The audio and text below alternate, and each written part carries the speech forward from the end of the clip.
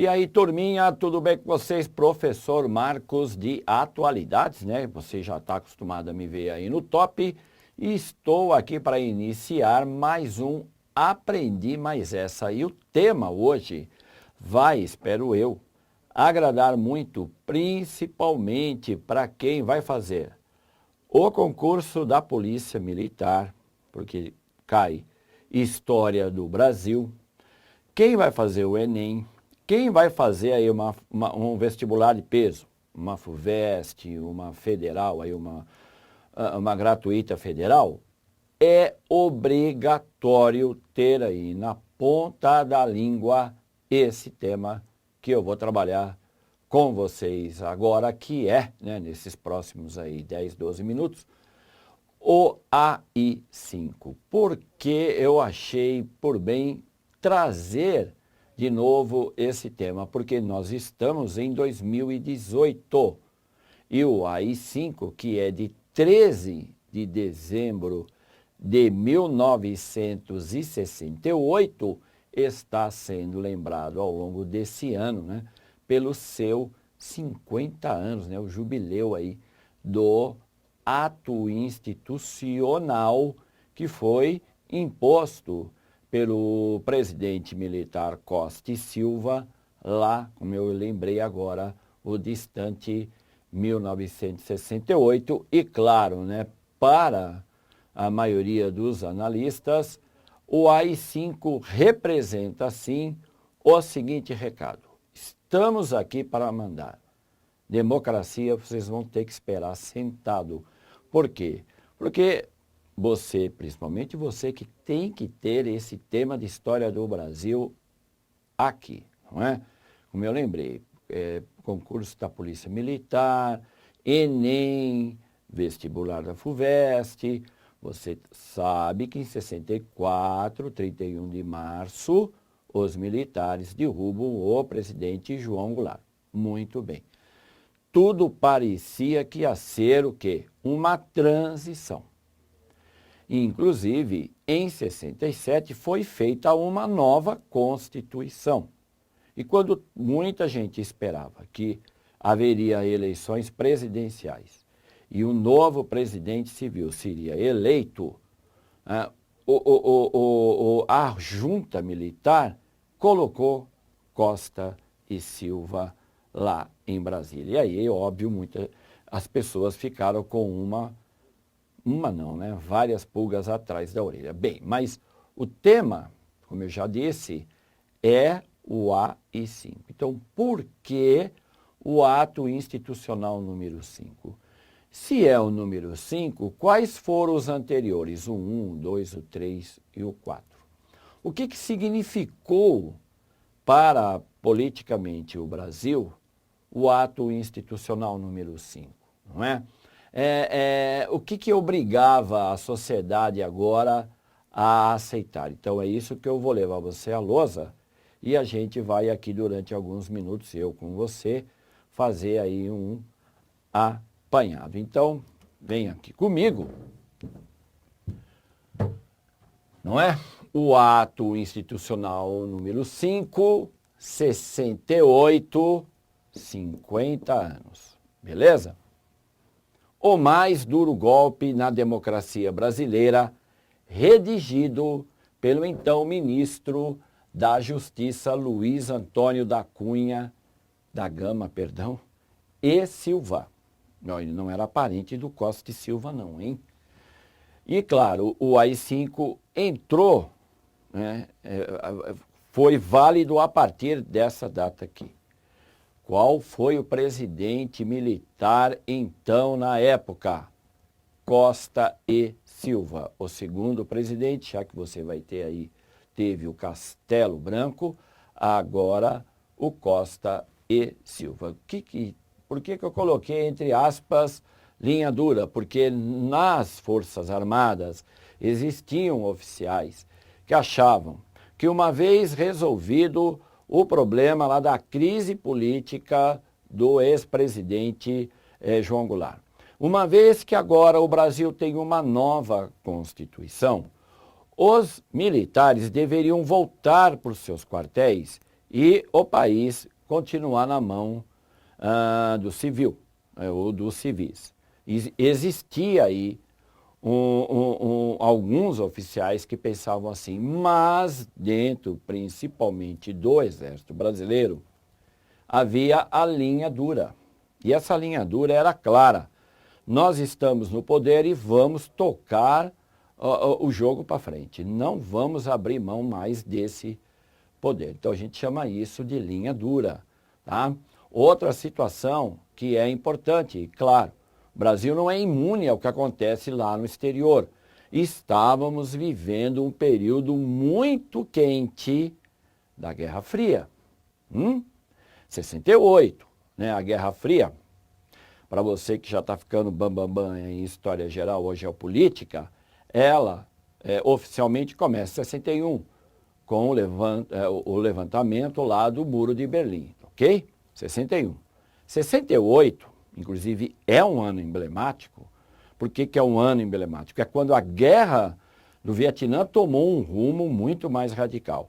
É o ano em que Martin Luther King é assassinado. É o ano em que o candidato a candidato do Partido Democrata, Bob Kennedy, também é assassinado. E aí, isso, claro, chega aqui. E isso vai aí agitando principalmente a cabecinha dos militares. O que está acontecendo no mundo?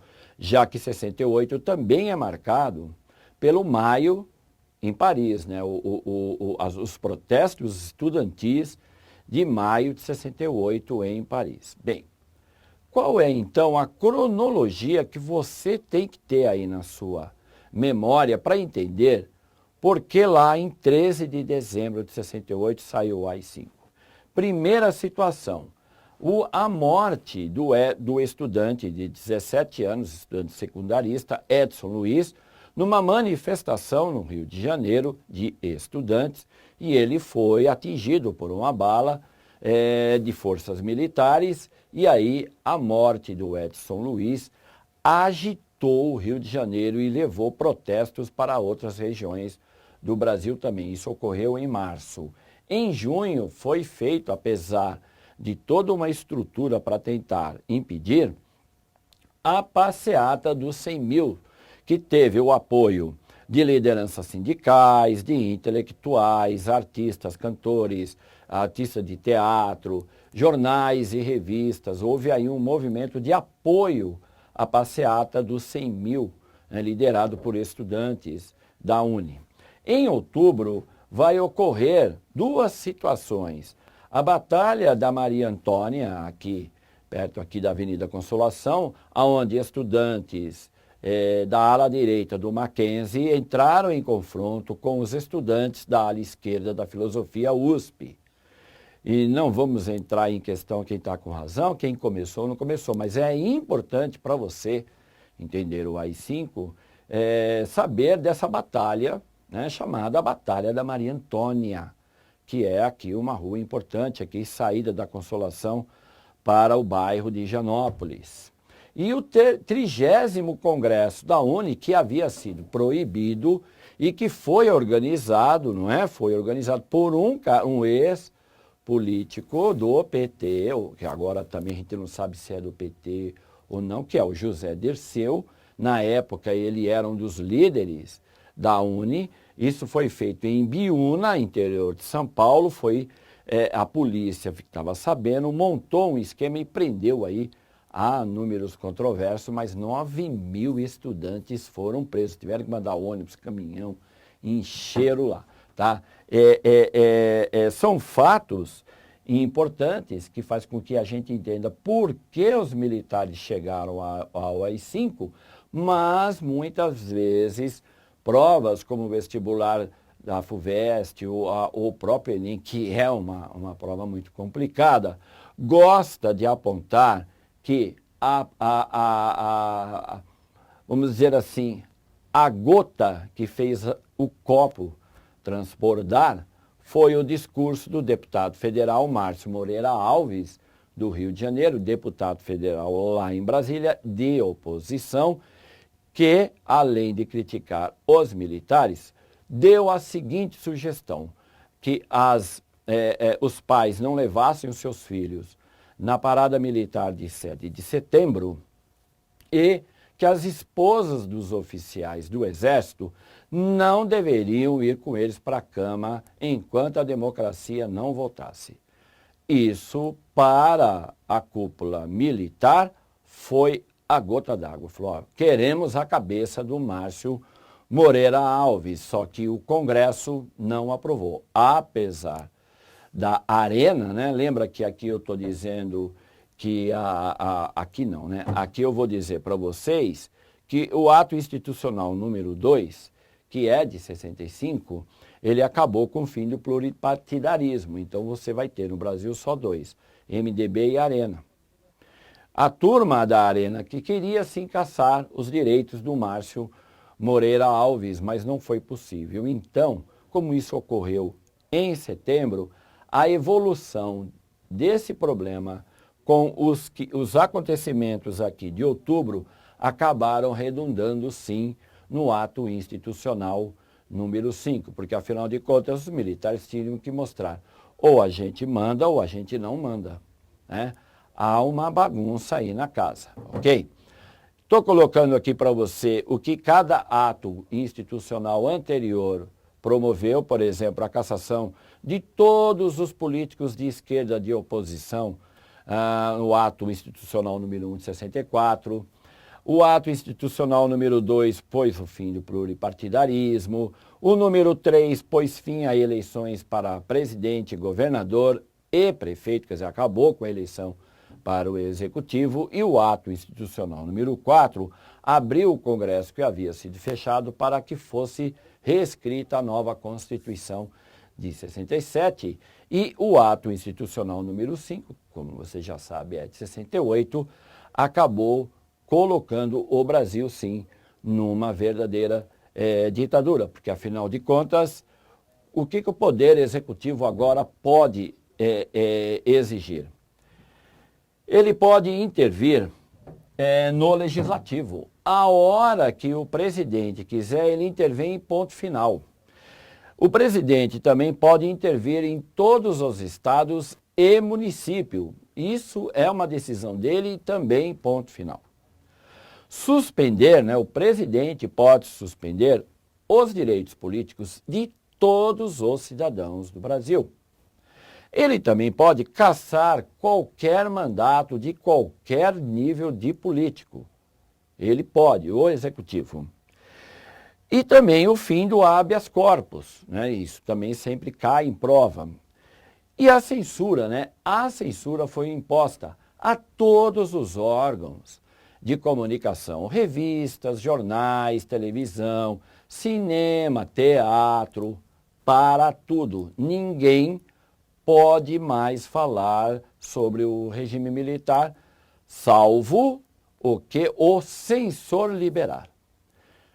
Se isso não foi uma ditadura, então vamos lá, né? Porque eu estou dizendo isso para você por causa do seguinte, para a turminha aí, que é a turminha aí que faz a vigília ideológica, gosta de ficar escrevendo, que o professor é de esquerda, é de direita, muito cuidado. O que eu estou levantando aqui é o que cai em prova.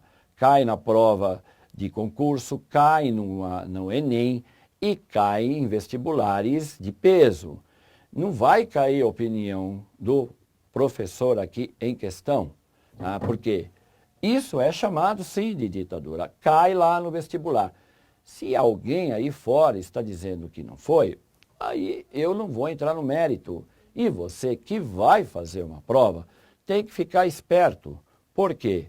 Porque nos vestibulares e nos concursos, ninguém vai colocar a opinião do professor. Vai colocar aquilo que a historiografia tem trabalhado, gostem, direita, esquerda ou não. Então, voltando aqui, para a gente finalizar, então não esqueça, 1968, que aliás eu estou aqui pensando em fazer um Aprendi Mais Essa para falar desse ano e por que ele é chamado aí na sociologia, na área de história e geopolítica, o ano que não acabou. esse ano. Está sendo lembrado sim aqui no Brasil, por causa, claro, do ato institucional número 5, governo Costa e Silva. Até lá, espero que vocês tenham gostado.